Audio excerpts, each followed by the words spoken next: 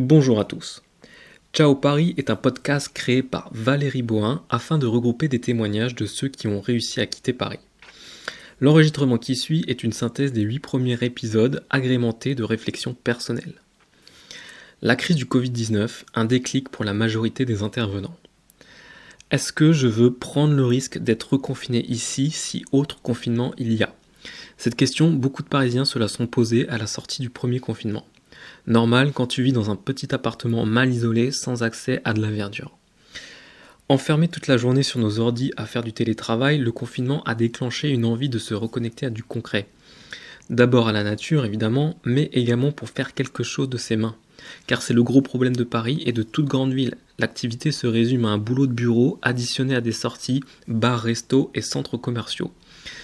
Personnellement, ça ne m'a jamais fait triper d'aller tester le dernier endroit à la mode. Avec du recul, on s'aperçoit que le confinement a enlevé une sorte de pression aux gens qui leur a permis de prendre le temps de réfléchir. Est-ce que mon travail a du sens ? La réponse est souvent non. Aujourd'hui, combien de boulots sont des bullshit jobs ? L'exemple le plus marquant, cité par la psychologue Fabienne Kramer, est un de ces jeunes patients qui travaillent à l'obsolescence programmée. Essaye d'être heureux après ça. En réalité, plus on réfléchit, moins il y a de raisons de rester à Paris. Au début, c'est génial, on a tous une impression de liberté et l'opportunité de faire plein d'activités presque à n'importe quelle heure. Sauf que la réalité nous rattrape assez vite, le coût de la vie à Paris est très cher. Plus d'un demi-SMIC pour 11 mètres carrés avec WC sur le palier. 15 € pour un cocktail, 17 € pour un plat dessert sur une petite table qui peut à peine accueillir 2 assiettes. Ma conclusion aura été « Paris c'est sympa si t'es riche ou si t'es un étudiant de passage ». C'est d'ailleurs un des points communs parmi les invités du podcast. Paris devait simplement être une étape dans leur vie. Certains sont juste restés plus longtemps que prévu. Pour en revenir au coût de l'alimentation et donc faire des économies, on se tournera forcément vers des solutions moins onéreuses, mais alors là, attention au piège. En prenant un peu le temps de s'intéresser au sujet de l'agroalimentaire, on se rend vite compte que globalement, on nous vend de la merde. Déjà, mieux vaut éviter les produits transformés, car bourrés de conservateurs et de stabilisants. Quant aux fruits et légumes, ils sont bourrés de pesticides. Du coup, on fait quoi ? On achète bio, c'est mieux que rien.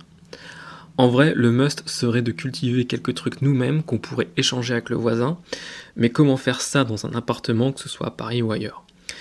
C'est pour cette raison que de plus en plus de personnes veulent une maison avec un jardin.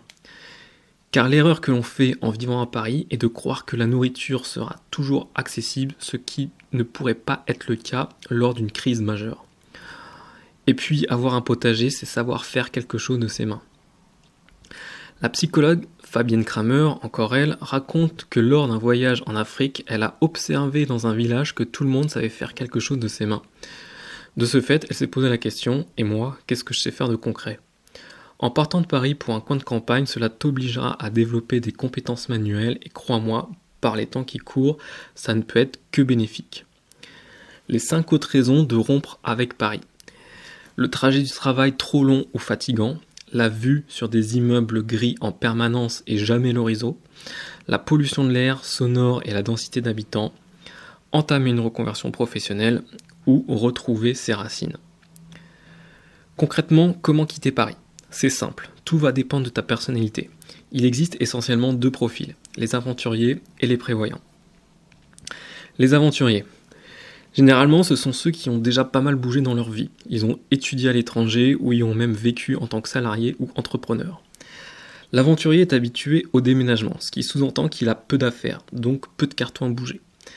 Son vécu et sa faible possession matérielle font qu'il peut prendre des décisions très rapidement et quitter Paris en un rien de temps. Voir l'épisode 7 du podcast où Anaïs Preto a déménagé sa société en 3 mois. Typiquement, l'aventurier, c'est celui qui peut tout plaquer du jour au lendemain et débarquer dans une ville où il ne connaît personne. Les prévoyants.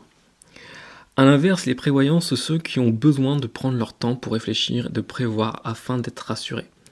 Très souvent, le prévoyant va passer une phase de transition comme garder son emploi actuel mais faire du télétravail depuis son nouveau chez lui. Si ce n'est pas du télétravail, alors ce sera des allers-retours entre sa nouvelle province et Paris. En fait, soit le prévoyant a vécu longtemps au même endroit et il est donc difficile d'en partir, soit le prévoyant a une famille et dans ce cas, la décision ne se prend pas à la légère. Il se peut également que le prévoyant déménage parce que un des deux conjoints a trouvé du travail en province et ou pourrait retrouver des amis déjà sur place. Si tu es encore ici, tu es probablement un ou une prévoyante comme moi. Un aventurier serait déjà en train de faire ses cartons. Alors voici quelques autres points à vérifier pour te rassurer. Avoir un projet. Déménager n'est pas un projet. Déménager pour déménager est sûrement le meilleur moyen de retrouver ses problèmes une fois sur place. Il ne s'agit pas de fuir, mais de désirer un nouveau projet. C'est à ce moment-là que l'on peut rêver le plus, trouver ses désirs et les suivre. Changer de travail pour un ayant plus de sens, une reconversion professionnelle, l'inscription à une formation, bref, comment tu t'imagines dans 5 ans. Choisir le lieu. Choisir une ville ou un bout de campagne où l'on se sent à sa place ou au moins plus en adéquation avec ce que propose le nouveau lieu. Le sociologue Stéphane Edouard expliquait dans son séminaire Fabriquer la chance qu'un de ses amis n'avait jamais eu de chance. Il lui arrivait toujours les pires emmerdes. Mais le jour où il déménagea pour une ville qui lui convenait mieux, toutes les planètes se sont alignées. Pour ainsi dire, du jour au lendemain, ce type passa du mec poissard à celui qui avait de la chance. Il est donc primordial de choisir un lieu qui résonne en nous. Rester accessible depuis Paris. Plusieurs invités du podcast ont évoqué le fait de déménager dans un endroit qui reste facilement accessible depuis Paris. Souvent en référence au train, soit pour effectuer plus facilement une période de transition, soit parce qu'ils ont encore un lien avec la capitale. Effectivement, partir de Paris ne veut pas dire disparaître. On peut très bien vouloir habiter dans un lieu moins peuplé sans vouloir s'isoler. Ne pas confondre solitude et isolement. D'ailleurs, si ton budget le permet, n'hésite pas à prendre une chambre en plus dans ton futur logement pour que tes amis et ta famille viennent te voir. Réflexion personnelle. Après cette synthèse, le scénario le plus simple pour une personne qui n'oserait pas se lancer serait d'aller chercher un travail là où ses amis habitent déjà. Ce scénario résoudrait 2 problèmes, le projet de partir grâce au travail et l'évitement de l'isolement grâce à ses amis. Cependant, je suis surpris qu'aucun des invités ne parle de barrières psychologiques à briser. Pour une personne ayant passé toute sa vie en région parisienne, il est très difficile d'aller au-delà de l'idée de laisser famille et amis derrière soi. Pour terminer, un dernier mot sur cette chaîne YouTube si tu débarques ici par hasard, l'homme heureux, qu'est-ce que c'est ? L'homme heureux, c'est partir du constat que le monde devient fou et que la société ne va pas dans le bon sens. Face à ce constat, la solution que je propose est de revenir à une vie simple. Alors, tout le monde n'a pas la même définition d'une vie simple, la mienne est tournée vers une certaine décroissance. Arrêter d'acheter n'importe quoi, privilégier la qualité, revenir à des plaisirs simples, cuisiner en famille, entre amis, profiter de la nature, et surtout qu'on arrête un peu les bullshit jobs pour revenir à quelque chose de plus concret. Si tu es resté jusqu'ici, c'est que le sujet t'intéresse, donc je ne te dirai pas de t'abonner, ça tu le sais déjà. Par contre, tu peux t'inscrire à ma newsletter. Chaque semaine, tu recevras des résumés inspirants comme celui-ci et des réflexions et des idées en rapport à une vie simple que je ne publie ni sur YouTube ni sur mon blog. Le lien pour t'inscrire est dans la description. Je te dis à bientôt.